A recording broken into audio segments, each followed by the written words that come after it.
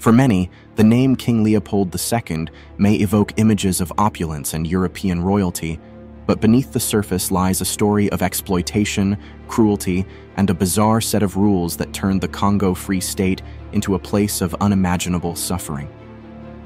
Leopold's rule, under the guise of philanthropy and development, enforced policies that not only drained the Congo of its resources, but also its humanity. At the heart of Leopold's rule was the demand for rubber, a material that became increasingly valuable in the late 19th century due to the Industrial Revolution. Leopold claimed the Congo Free State as his personal property, distinct from the Belgian crown, and ruled it with an iron fist. His administration created a twisted system where profits outweighed human life. Villages were tasked with producing unattainable quotas of rubber, and failure to meet these quotas often resulted in brutal consequences.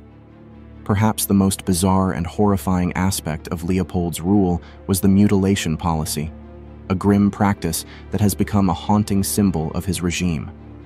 Soldiers in the Force Publique, Leopold's private army, were required to account for every bullet they fired. If a soldier used a bullet, they had to prove it had been used effectively by presenting the severed hand of the victim. This led to a macabre system where human hands became a form of currency. In many cases, hands were taken even from living victims as a way to intimidate others into compliance or to inflate quotas artificially. The bizarre rules extended beyond rubber quotas and mutilations. Villagers were essentially turned into hostages, held captive by the Belgian administration's relentless exploitation. People were forced to abandon their traditional livelihoods, hunting, farming, or fishing, to focus exclusively on rubber extraction.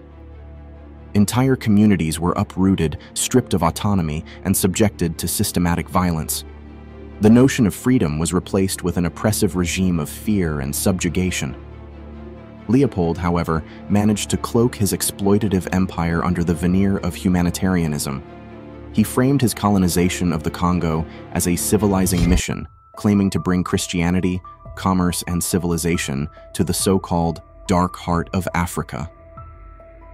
Missionary schools and infrastructure projects were paraded as signs of progress, while the true cost, the lives of millions of Congolese people, was hidden from view. This hypocrisy added another layer of cruelty to Leopold's bizarre rule.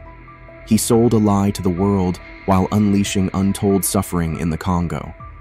The international community eventually caught wind of the atrocities thanks to the efforts of whistleblowers like George Washington Williams, E.D. Morel, and Roger Casement. Their relentless advocacy exposed Leopold's crimes, leading to widespread outrage.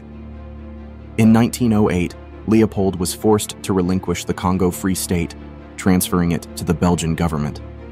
But by then, the damage was done. It's estimated that between 10 and 15 million people died under Leopold's rule, a number that remains etched in history as a stark reminder of the cost of greed and unchecked power. To this day, the legacy of Leopold II's bizarre and brutal rule lingers in the Congo. His policies not only devastated the population, but also disrupted social and economic structures in ways that continue to affect the region.